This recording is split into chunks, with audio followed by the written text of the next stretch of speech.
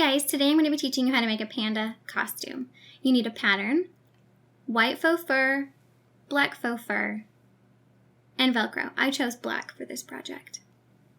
I made my own pattern, but you guys can use a store-bought pre-made one. Right now I'm cutting the stomach piece. The front and center is the edge, and the sides are on the fold, so the right side is on the fold.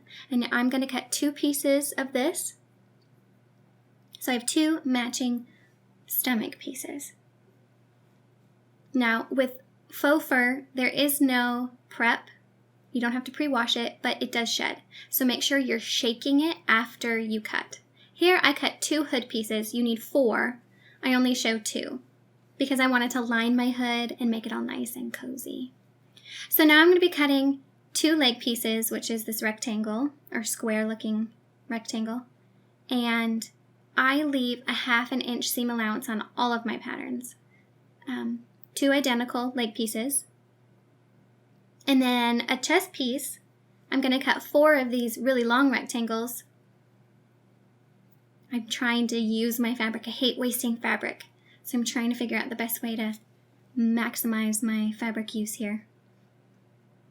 The top pieces were very, very furry and hairy. I felt like there was just dust in the air, so I did a lot of shaking with this one.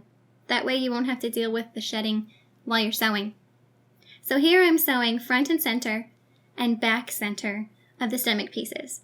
Now, I sewed the front center for now. I will pick it later after I have constructed the entire costume and I'm ready for Velcro because I want all of these lines to match up. You want the black and the white to be on point matching. Here I'm attaching both legs to the stomach one at a time, and I am not doing the underleg right now. It's just attaching the leg to the stomach. And then I'm going to sew the inseam. Now with pants or shorts or anything with legs, you want to reinforce the center because that's where it gets the most wear in your crotch area. So I overshoot. I start from the white and black on one side and sew to the opposite leg. And then I flip it over and do the same so that the center is getting double stitched. Now you're going to want to clip the circle of the inseam because you want it to lay flat and not bunchy. Have you ever seen, like sweatpants that are all bunchy in that area? It's because I didn't clip it. You want to clip it about 1/4 of an inch apart to make it lay smooth. Here I am constructing the top seam of the arms, leaving 6 inches in both centers for your head hole. So you're going to do it on both sides, making sure right sides are together. And then you're going to eventually pin it in the center, and you're going to sew all of those seams together. So you should have 4 separate pieces with a hole in the middle. Make sure you're back stitching on everything. And I line my seams up with the edge of the presser foot. I feel like it is so much easier to keep track of stuff if I use that much seam allowance. Okay, so here I'm sewing the front and center. Again, I will pick that after the whole suit is constructed. It just makes it so much easier when things are held together tight. Okay, so now I am going to sew the curve of the hood. You're going to want to do this on both pieces. I'm only showing one. And then just like the crotch area, you want to clip it about 1/4 of an inch all the way down so that when you turn it, it'll lay nice and smooth. Because people are 3-dimensional and fabric is 2-dimensional, you have to kind of make it work together. So right sides together, pin center back of the hood and center back of the chest and arm pieces together. You're going to want to sew them. We're not attaching the inside of the hood until the very end, because we're going to add ears and all that kind of good stuff. So here we're just kind of getting it in place so that we can attach the chest piece to the stomach piece. Okay, so here I have it all pinned, and we're going to sew from one side to the other.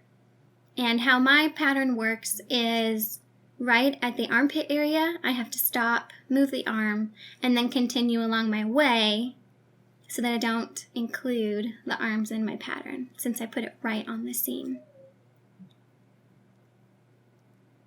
So once again, line up your presser foot with the edge of the fabric You can see there I stopped and had to start because I had to move the arm out of the way. Oh, and here I ran out of bobbin or something like that. And once again, I'm going to have to stop, move my little arm out of the way, and keep going on my merry little way. So now that everything is lined up, the whole suit is basically constructed, the blacks and the whites. I'm going to do the arms next. So the underarm that I skipped, I'm going to have to go back through, and just on the underarm from the armpit to the wrist is where I'm sewing. Here I freeformed some ears, turned them right side out, made 2 little slits in my hoods, stuck them in there, and I'm sewing it. Trim off the extra so there's not a whole lot of bulk. And now we're attaching the other side of the hood. So you're going to pin front, center, right sides together. And you're going to start on one side of the hood and go all the way to the other side of the hood. Now you don't have to clip this one because it's not a big of a curve. Okay, next you're going to pick from the neck to an inch below the belly button, maybe 2 inches, and attach the Velcro on both sides. And that's basically it. So if you want to see my son in the costume, click the video link and follow that. I also did face paint with it. So let me know if you have any questions and stay tuned for more videos.